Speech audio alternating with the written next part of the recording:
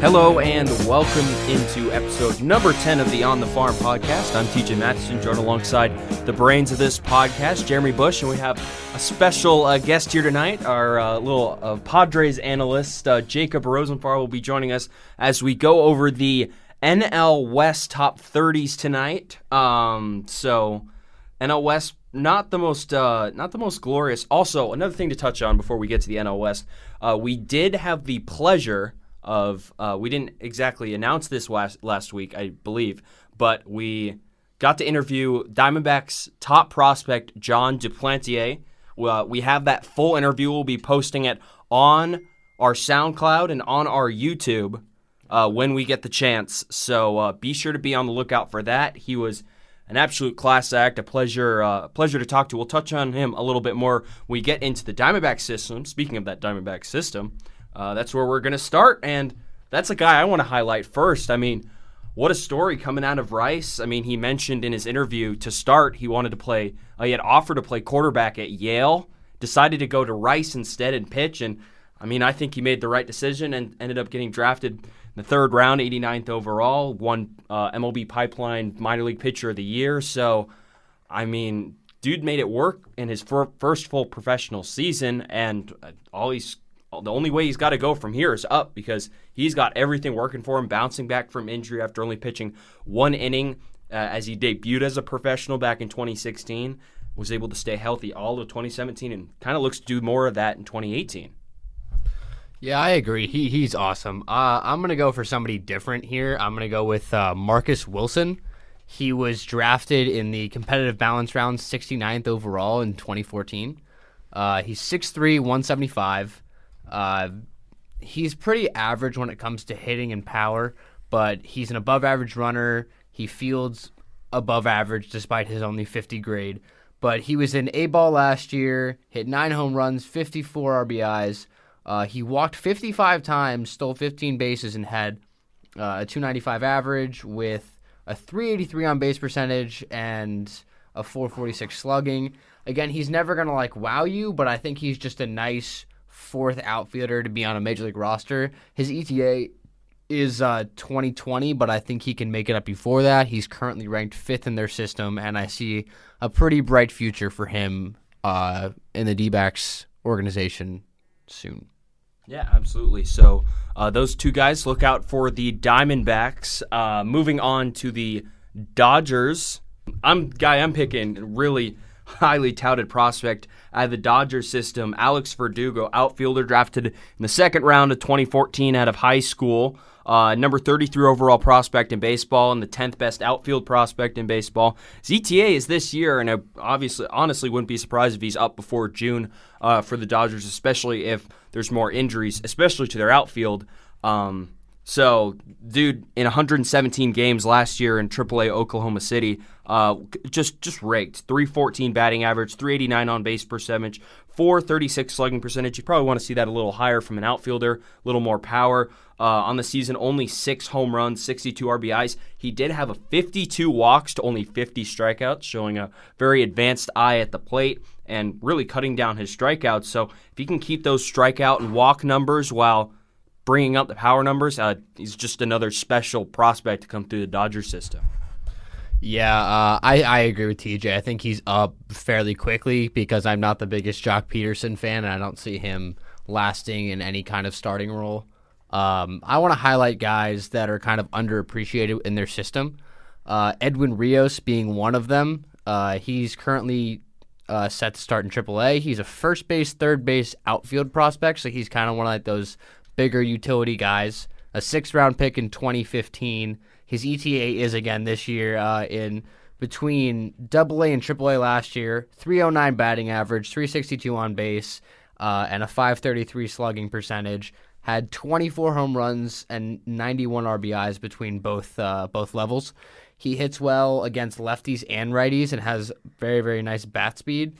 He's also a left-handed hitter, so that'll break up that strong righty core the Dodgers currently have.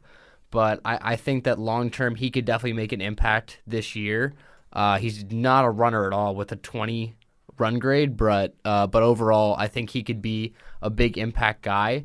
And then the second one, being another underappreciated guy, first third baseman Matt Beattie. He was a 12th round pick in 2015 out of Belmont. He was actually the highest drafted player out of Belmont in the school history. His slash line his senior year was 382, 469, and 668.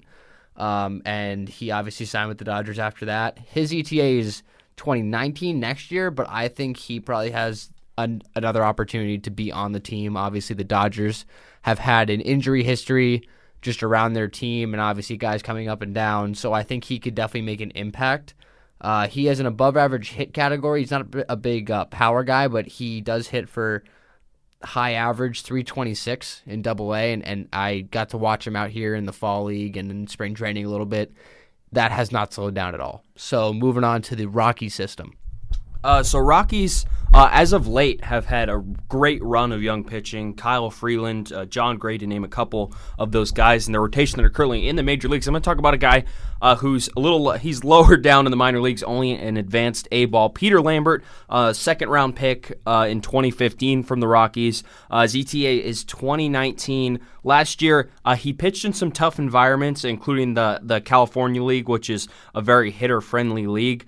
In advanced A, he went 9-8, a 4.17 ERA, 26 games. Started all 26, 142 in a third innings, 47 hits, 131 strikeouts in 30 walks. So a good ratio there that you like to see. You want to see the ERA come down, but he's got good, decent strikeout numbers for a starter. He's projected as a number 3 starter, and this just looks like another guy that, especially in the future, can just make that whole Rockies rotation young and really cheap, too, to help them out. We saw it this year. They only made it so far, of course, with the rotation, lost in the wild card to the Diamondbacks, but another guy that another young pitcher that comes up is going to come up through their system after we've seen all the guys get promoted this season. So he definitely has a chance to get to the majors faster than 2019, especially if he's needed. I'm going to go a little different here. Obviously, in a rotation and just overall prospect ranking with Brendan Rodgers at the top, with Ryan McMahon, Colton Welker, Ryan Velade, Garrett Hampson. Guys like Wes Rogers get overshadowed. He's an outfielder. Like the Rockies obviously don't need a whole bunch of outfield, but he is a hitter for contact and an amazing runner. Actually had 70 stolen bases last season, which I had to take a double take at because that's absolutely insane. Yes, it's high A Lancaster, but 70 stolen bases is 70 stolen bases. He had a 319 average, a 377 on base percentage. He had still 9 home runs despite his 30 power grade, walked 45 times. I think that he could do a lot in this system, even if it's just motivating other guys, but he's currently supposed to start in high A. He's projected to be on the team or on the major league roster. His ETA is 2019. He's 24. He ended up leading his junior college team, Spartanburg Methodist, to their third place finishes in his junior and senior year. But I think he has a lot of potential to be a fourth outfielder, kind of like an improved Raimel Tapia, if that makes any sense. But I have a lot of hope for Wes Rogers and his 70 stolen bases. So moving on, we're going to go to the Giants farm system. Now, this one, by far, probably the most dry of the 5 teams in the NL West.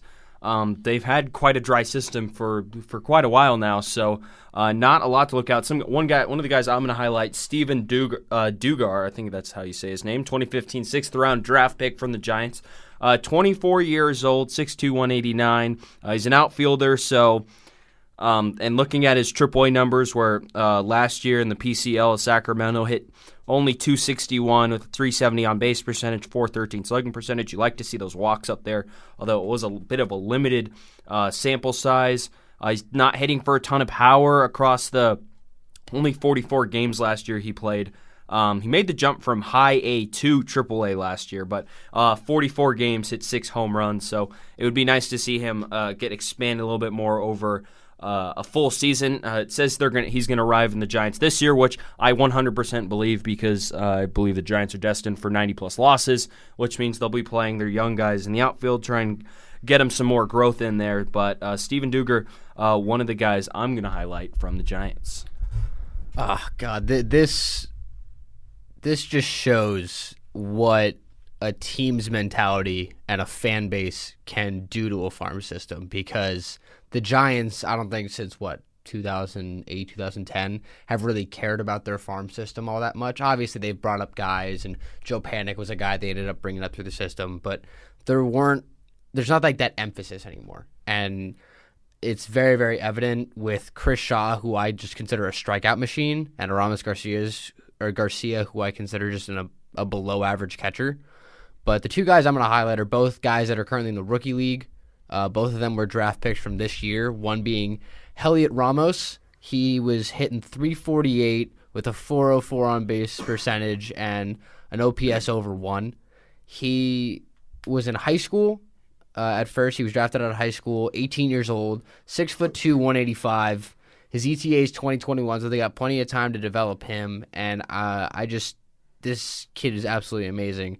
He had 6 triples, 6 home runs, 27 RBIs in 35 games, walked 10 times, stole 10 bases. He can kind of do it all. He's definitely more of a power hitter, and he runs above average for a guy that's his size and his kind of play style. He has an above average arm. He fields above average. He ran a 6.42 second 60-yard dash.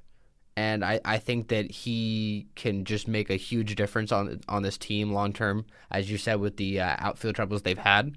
And then also Luis Gonzalez's son, Jacob Gonzalez, third baseman in the system, drafted second round, 58 overall in the 2017 draft.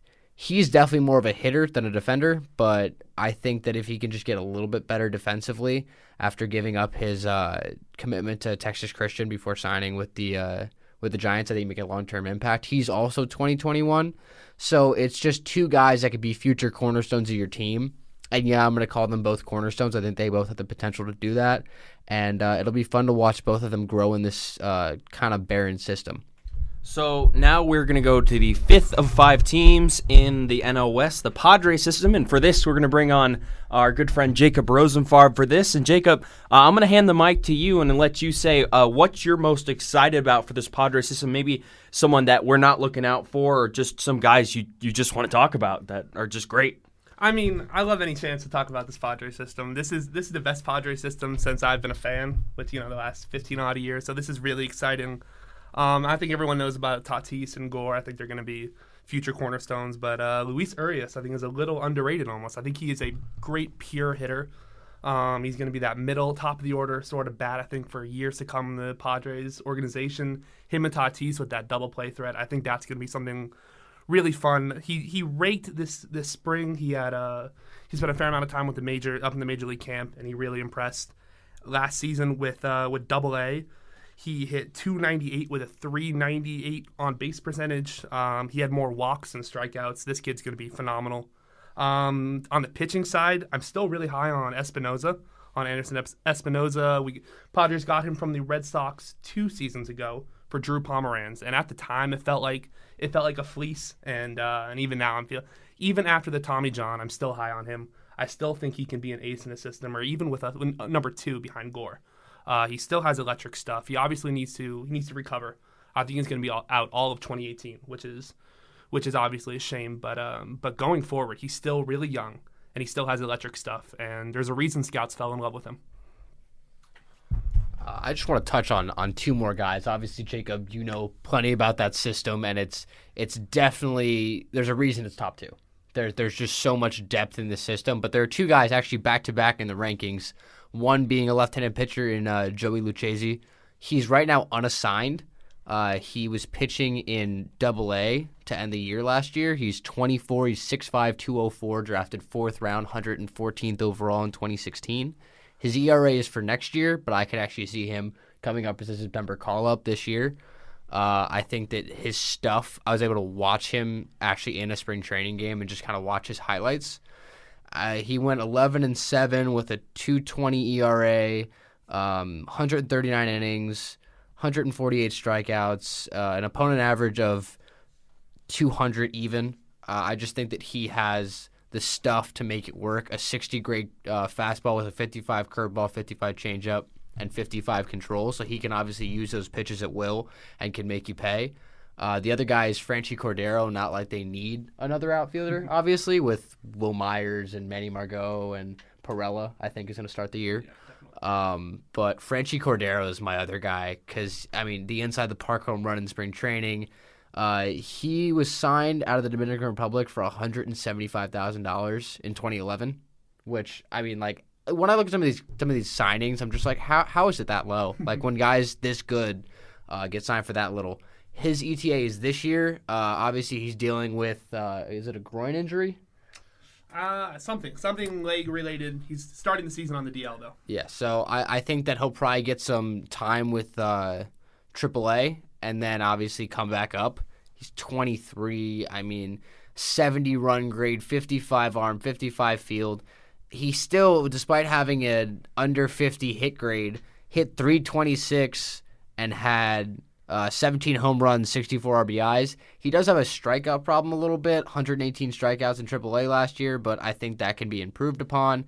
His on-base percentage was 369, and his OPS was 972. So, I mean, there's a lot to like about Franchy, but I think that team's just insane, and it's going to be great for a lot of years. Any last final points from you, Jacob? Just hot talent lava. Like, I'm just so excited for this team going forward. I don't think a whole lot of people understand the struggle of being a Padres fan, and it feels great to finally have a truly fantastic farm system. So I'm just gonna be soaking it in until these guys actually make the majors and then end up disappointing me. I'm just gonna soak it in for now. Well, with that, we're going to move on. That was the NOS Top 30 prospects breakdown. We move on to an injury update.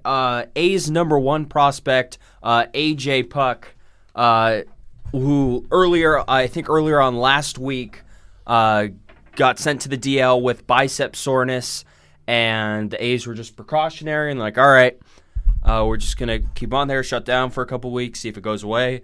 But no, it was announced, I think, yesterday by Dr. James Andrews that he's going to need Tommy John surgery, and he will now miss the 2018 season. This is really heartbreaking news for him and for the whole A's organization, who is going to look to have him advance quickly through their system, but fortunately that won't be the case. Quickly was definitely the right word going through this system. He's 22. He had only pitched as high as AA, but he was supposed to get some starts in AAA with an eye to joining the big league club in the relatively near future. Obviously, it's 6'7", 220, just a physical presence on the mound. Lefty, which makes him that much more intriguing out of Florida. 70-grade fastball, 65-grade slider, 50 changeup. His biggest issue was just his control, but he's kind of shown that that's not going to let him that's not going to slow him down at all. But obviously, Tommy John takes about 12 to 18 months of recovery time, so the big league club won't be seeing him until sometime during the 2019 season. They already lost another starter in Jarrell Cotton earlier this spring training, so it's really, really rough. I mean, I think this team, I didn't really expect them to win or do anything that great, but just to have a guy of such promise, such talent just go down, it's hard to kind of stomach and fathom how much that's going to impact their system. Going on to our next topic, the Save America Pastime Act. That was something that, if you don't know, as viewers, it was something that was passed by Trump in this most recent bill, or this most recent clump of bills. Pretty much, it takes away a major league club's necessity to pay their minor league players a minimum wage. So basically, they can pay them as low as $1,100 a month, and that's legal now. So it was something we talked about with John Duplantier, and his answer was this. Minor league baseball, it's tough. It's tough. The lifestyle's tough. And the thing is, when you get into it, we all know what we're signing up for. So at times, though, it's a grind. You know, I mean, my checks last year were $400 every 2 weeks, and they want you to live off that. And then you got to eat healthy, and and you got to eat healthy. You got to pay rent. Sometimes you got to buy gas. I mean, you got to make it stretch. And I mean, not everybody signs for a good amount of money. You know, you got senior signs, you got guys who weren't high draft picks, and everybody's going through the same thing. I know it's tough for the Big League Players Association to kind of change things, because if you really think about it, 10 years ago, it was probably, when they were doing it was probably worse. And then my personal thought on it, I think it's one of those things where it's going to be a team-by-team basis, kind of seeing what each team, how they value their minor league system, if they feel that it's important. So teams like the Orioles might start cutting because their owner is very, very stingy. I mean, it's something that could change baseball, but at the same time, kind of like what John said, it's something that they know they're doing going in. They know they're not going to get paid the big bucks, and it's sad to see. It really is. But TJ, any thoughts on it? I understand what John was saying about it. When you're playing baseball, especially in the minor leagues, you're not doing it for the check. You're doing it for the love of the game. And even when you get to the major leagues, pretty much if you're not having fun, your performance slacks off and you don't get to play, and all that ensues. And when you play, you're playing for fun, no matter how much you're earning. And, you know, like we said, John summed it up pretty well in the interview. I do think it's disappointing that had to get passed, because I feel like I don't care where you work, you should be, you know, required to be paid minimum wage. And the fact that if you're playing a professional sport, you can't get paid $2,000 a month, I mean, come on. It's just it's disappointing that this had to get passed, because it's literally a crime for what these teams and organizations are doing. Like these MLB owners, I'm not saying they should be ashamed, but like, you know how much money they throw around in general, and how much their net worths are as a collective, and they can't fork up the money to pay these minor league players above minimum wage. It's just kind of sad. And just so you guys can get some like real language off the bill, Jeff Passan had a tweet that he sent out. It was on page 1967 of the new omnibus bill.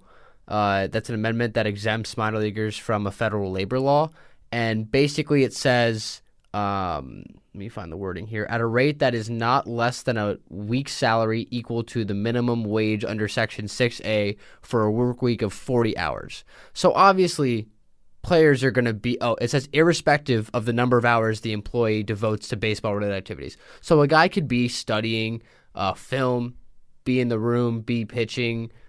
If it's more than 40 hours, he just can not have to be paid for it. And that, to me, is insane, because they're helping you out in the long run. If your team sucks, you're not bringing in fans, you're not doing a whole lot. What does paying that player a minimum wage salary for all the hours he's putting in for you really going to do for your, billion, almost $1 trillion company? Save pennies for your major league team? Save pennies on the dollar. Obviously, contracts are getting more expensive, but you saw this offseason. Teams were willing to spend it, and obviously guys came down to those points. And it's one of those things where it's going to be tough to move on from this, but hopefully the teams will really invest in their minor leagues and take this seriously, because despite the fact that they have the option not to, they shouldn't. They should trust the minor league process, trust the idea of building players within your system. You can still acquire major league talent, just make sure you're also growing your players, or else you end up like the Tigers. That's all you're going to do. You're going to trade guys away, you're not going to use enough. Moving on to our next little point here, the first kind of domino to fall was the Philadelphia Phillies obviously have some kind of faith in their minor leagues, because they signed Scott Kingery to a 6-year contract that lasts through the 2023 season with 3 club options in 2024, 2025, and 2026. The deal is worth $24 million in guaranteed money, first reported by FanRag, and then it's up to $42 million combined, with $13 million in 2024, $14 million in 2025, and $15 million in 2026, which means the total deal can be worth up to $66 million. And that is awesome to hear. TJ, you have some thoughts on that? So, obviously, if you're just a minor league guy and you're not, of course, we're going to touch on this guy next, but Ronald Acuna, if you get offered a multi-year, multi-million-dollar, tens of million-dollar contract, there's no way you should be turning that down. Talk about long-term security, something these minor leaguers don't have. Yeah, how many guys you see come up, former first-round picks, just come up and just flare out? And for Kingery, he's 23, turns 24 in a month. So it's a smart move, unless, of course, like I said, you're Mike Trout or Ronald Acuna, to get that security. And, of course, there's opt-outs built in. So once Kingery, if he becomes an absolute superstar, can just opt out of his contract in 4 or 3 years, and then just sign another contract. So that's all I have to say. Kingery made the right decision by signing this contract. I mean, actually, looking at this article, it gives him the most guaranteed money ever for an amateur drafted player, and he's actually never touched. He's never had an at-bat in the major leagues. This is all based on spring training and minor leagues. He has gotten this contract. There's some notable guys that have also gotten contracts in Evan Longoria. I mean, it makes sense. He, during spring training, was batting .392 and had 4 home runs. I mean, he was able to make the 25-man, which is just awesome for him. But the idea that there's that trust, there's that idea that you're backing your own players, and it's so nice to see, especially with this new bill, I guess you want to call it, coming out, this new regulation that doesn't require teams to pay people adequately. And I think this is the Phillies saying, hey, we believe in this. We've seen Rhys Hoskins come up. We've seen other guys, Aaron Nola, come out of our minor leagues. We know how important that is. And I think it's just more for the teams that always contend and just buy people. But, I mean, the Yankees even decided to go for the minor league route. And so have the Dodgers. And the Dodgers are one of the few teams, as much as you may or may not like them, they get it done. Every year they have one player or 1 or 2 players from their minor league system. They obviously sign some free agents, but they keep a lot of the same guys that they've grown because they know what they're doing. And obviously there was one guy that ended up denying his contract offer. Which we'll touch on next. Actually, Ronald Acuna, I believe, got who we're going to touch on next, got offered a similar deal from the Braves worth a total of $30 million, but he turned that down for 5 years, of course, 5 years, $30 million. But Acuna at age 20, we've seen what he can do. I think, like, opposed to Kingery, this is a smart decision by him because I don't, at this point, I don't see how Acuna can become a bust. I mean, there's not much he cannot do. He's shown it in spring training. And if the Braves weren't worried about the service time and sending him down for, 6 weeks so he could get that extra year of service time, he'd be starting on their major league team right now, and he'll start when he comes up later on in the season. So the idea behind this, I guess, was that Acuna kind of denied the idea that he had been offered a contract, but I think the basis is the Braves probably came up to him and said, hey, we want to offer you this much money. And clearly he hasn't played yet. He wants to prove his worth. So I don't think it was more, I'm worth more than, I think he just wants to see where he stands. Because maybe he comes to regret that, maybe he doesn't. I don't think he will. But apparently his family had expressed interest in a long-term financial security in a deal. And, I mean, the Braves are going to have him, if they keep him down until April 13th, until 2024. I mean, I don't get it. Like, I don't understand why they would go and offer this already. Like, I get from a business standpoint, but realistically, if you think he's going to accept that kind of contract, it's kind of crazy. But right now, I mean, through spring training, he batted .432, 4 home runs, 11 RBIs, 4 stolen bases in 16 games. He had a .519 on-base percentage and a .727 slugging. Like, that's not a $30 million contract over 5 years. That's almost a $100 million contract. Obviously, it needs to be sustained for longer, but I think he's going to be. Yeah, I think he's going to be just fine. He was MVP of the Arizona Fall League, and the last one to do that was Gleyber Torres. And if he didn't tear his UCL, he was going to be in the majors last year. There's just this. idea, at least they offered it to him. At least they have looked that he is worth their money. He's worth their time, which I'd be stupid if he wasn't. But the idea that they're backing their minor league, again, I think that's very, very, very important. So last thing that we have on the slate for today, prospects making starting the year on the opening day roster. So you got a couple guys. Of course, the big highlight of all of this is the number one prospect in baseball, Shohei Ohtani, which I still have a problem calling him a prospect. Though he technically is because he's not played a major league game. He is definitely ready to go, and he will be a major league player. So anyway, other guys you want to touch on there, Jeremy? Well, I mean, a lot of these guys have already made their debuts. Like, there's a guy in here, J.D. Davis. He'll be taking over for Yuli Gurriel, who's still recovering from the offseason surgery he had. But he'll be starting, which is nice to see. He's still their number 9 prospect. Chris Stratton, who has worked his way up their system. I think that for the Giants, he'll be probably their 5 starter. Tyler Beede, who's probably going to be like their 3 starter with how bad their rotation has been hampered by injuries. And it's not even opening day. Bumgarner and Samardzija both out. Lewis Brinson obviously had some time to platoon and I think start a few games with the Brewers. So yesterday, when the Marlins were playing the University of Miami, which, in case you didn't know, usually when college teams and pro teams scrimmage, the pro teams win usually by a lot. Yesterday, the Marlins beat Miami by a score of 22-2. The game was called in the 7th inning. Although I'm not sure if the game was actually supposed to be 9 innings. So when Arizona State and the Arizona State Sun Devil baseball team and the Arizona Diamondbacks kicked off spring training this season, they only played 7 games. Of course, it wasn't as much of a blowout. Diamondbacks still ended up winning, though. The thing is, the college teams don't usually play their other starters. But I'm getting off track. Anyway, Brinson in that game, I believe he hit a home run at, I think it was exit velo of 116. Is pretty good. Yeah, it was pretty good. I mean, he's going to be a special guy. He's playing at home, pretty much. He's from Fort Lauderdale. He grew up a Marlins fan, so he's probably loving life right now.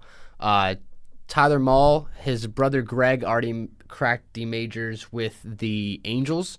He did crack the rotation last year with the Reds, but I think that there's only more room for growth with him. And then the last guy, we already touched on him, Scott Kingery.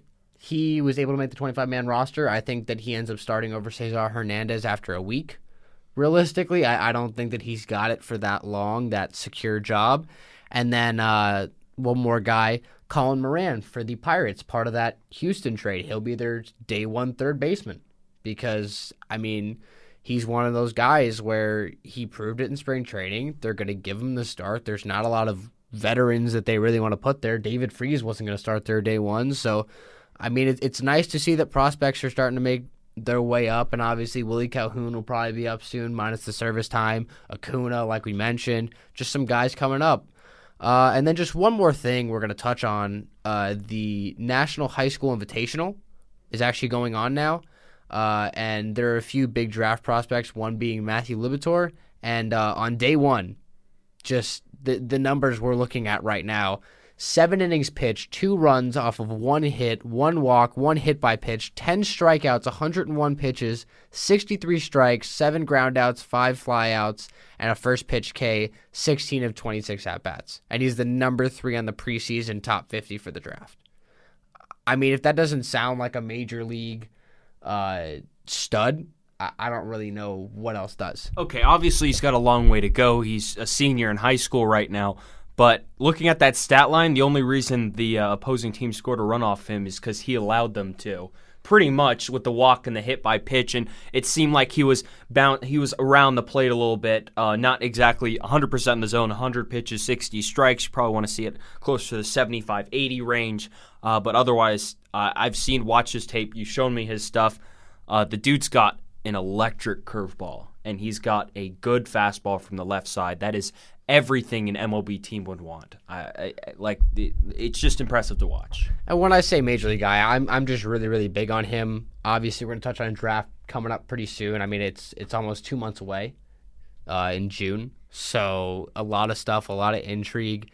There aren't a whole bunch of other guys that are high draft prospects in this tournament. Obviously, Nolan Gorman being one, but we've touched on both Gorman and Libator in the past. But those are two guys that we're looking for 3 and 4 respectively in the top 50. There's a lot of guys to like, a lot of college pitchers that people aren't looking at, a lot of college hitters that people aren't looking at. But that is something for next episode, and I think that'll wrap it up for us. Make sure to check out the John Duplantier interview. And that'll be it for episode 10. Check it out next week. Yeah, be sure to we'll have it on our SoundCloud and our YouTube, of course, the Duplantier interview. It's a little long, but I definitely think it's worth the listen. He's really interesting guy, as we mentioned before. Definitely something to check out. With that, for Jeremy Buch, I'm T.J. Mathewson saying so long for this episode. Be sure to check out the next episode next week.